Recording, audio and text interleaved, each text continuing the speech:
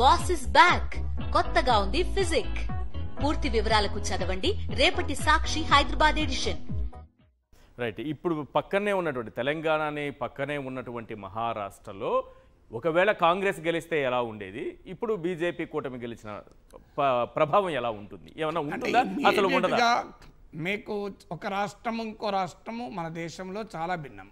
ఇప్పుడు కర్ణాటక గెలిస్తే తెలంగాణలో కాంగ్రెస్ గెలిచింది అని భావిస్తారు, కానీ కర్ణాటకలో తెలంగాణలో గెలిచిన ఇంకో బార్డర్ స్టేట్ ఆంధ్రప్రదేశ్, అక్కడ 1% ఓటింగ్ వచ్చింది.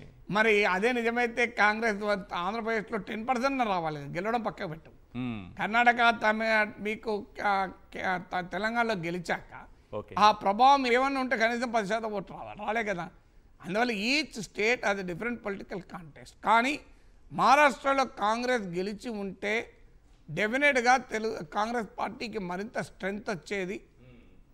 కాంగ్రెస్ పార్టీ మరింత కాన్ఫిడెంట్గా హ్యాండిల్ చేసింది. ఇప్పుడు ఇంకో పరిణామం ఏంటంటే హైకమాండ్ మాత్రం వీక్ అవుతుంది. రేవంత్ రెడ్డికి అదొక రకమైన అడ్వాంటేజ్. ఇప్పుడు ఆయన క్యాబినెట్ కూర్పులో కానీ ఇప్పుడు కాంగ్రెస్లో chief minister become more powerful than the high command.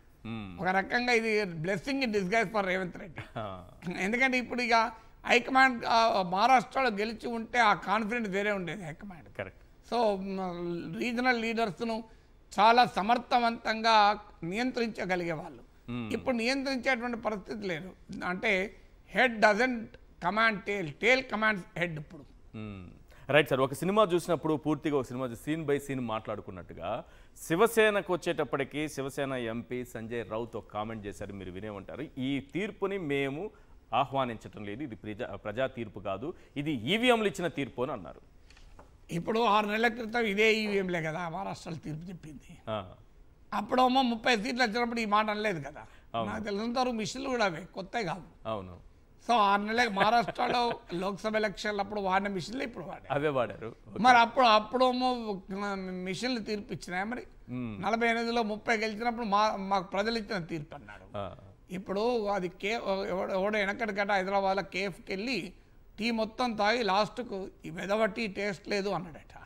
Tea మొత్తం తాగాక పెళ్లి కౌంటర్ దగ్గర పోయి బిల్లు కట్ట టీ టేస్ట్ లేదు అన్నాడే. మనం మొత్తం బాగుందో లేదో ఫస్ట్ సిప్తోనే నీకు బాగాలేదని తెలియాలి కదా.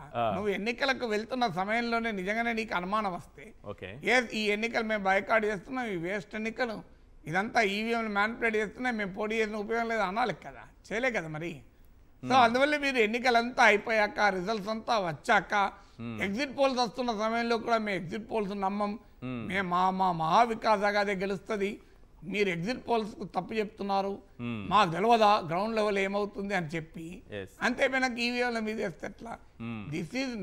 It is not the mandate defined by EVMs, it is the mandate defined by politics. అవునన్నా కాదన్నా బీజేపీ స్ట్రాటజీ పనిచేసింది, నరేటివ్ పనిచేసింది. మహావికాస్ అగాది ఇండియా కూటమి స్ట్రాటజీ పనిచేయలేదు, నరేటివ్ పనిచేయలేదు. Let us call a spade. ఓడిపోయినప్పుడల్లా ఈవీఎంల గురించి మాట్లాడి, గెలిచినప్పుడల్లా ఈవీఎంల గురించి మాట్లాడాలంటే కలవదు కదా. ఎక్కడైనా డెమాన్స్ట్రబుల్ ఎవిడెన్స్ ఈవీఎంల వల్ల ఇంకో మ్యానిపులేషన్ జరిగింది అని అన్లెస్ టెక్నాలజికల్లీ డెమాన్స్ట్రబుల్ ఎవిడెన్స్ ఉండాలి, లేదా కన్సిస్టెంట్ స్టాండర్డ్ ఉండాలి. గెలిచినప్పుడైనా ఓడినప్పుడైనా ఒకటే చెప్తే ఆ నమ్మకం ఉంటుంది. కానీ లాస్ట్ వరకు చూసి ఇప్పుడు మాట్లాడితే ఎట్లా? ఇదే కాంగ్రెస్ పార్టీ కూడా చేసింది కదా సార్ మొన్న హర్యానా ఎలక్షన్ సమయంలో. అదే కదా, ఓడిపోయినప్పుడల్లా చేస్తుంటారు, గెలిచినప్పుడల్లా చేయరు కదా. ఇప్పుడు జార్ఖండ్లో మరి ఏంది ఈవీఎంలేనా గెలిపించింది? ఇప్పుడు జార్ఖండ్ విషయంలో కాంగ్రెస్ పార్టీ ఏం చెప్తుంది మరి? అంటే ఈవీఎంలు ఒక చోట జరిగాయి, ఒక చోట జరగలేదా? సో అందువల్ల ఈవీఎంల పైన అనుమానాలు, ప్రశ్నలు, వీటిని ఎలక్షన్ కమిషన్ ఆన్సర్ చేయాల్సిన అవసరం ఉన్నమాట నిజం. ఎందుకంటే డెమోక్రసీలో ప్రజాస్వామ్యం పైన విశ్వాసం కూడా ప్రజలకు ఉండాలనేది కీలకం. జస్టిస్ ఇవ్వడమే కాదు, జస్టిస్ ఇచ్చినట్టు కూడా కనబడాలి. కానీ ఈసీ ప్రవర్తిస్తున్నటువంటి ఈసీ అంత సైలెంట్ గా కూర్చోవడం, ఏ క్వశ్చన్కి ఆన్సర్ చేయకపోవడం, మీరు అన్నట్టు election commission of India partisan ప్రవర్తనకు కూడా అనుమానాలకు దారితీస్తుంది. ఇప్పుడు ఉదాహరణకు జమిలీ ఎన్నికలు అని చెప్తూ హర్యానా, జమ్మూ కాశ్మీర్తో కలిపి నోటిఫికేషన్ ఇవ్వాల్సిన మహారాష్ట్ర, జార్ఖండ్ ఎన్నికలను విడగొట్టారు. ఎందుకు విడగొట్టారు అందరికీ తెలుస్తుంది.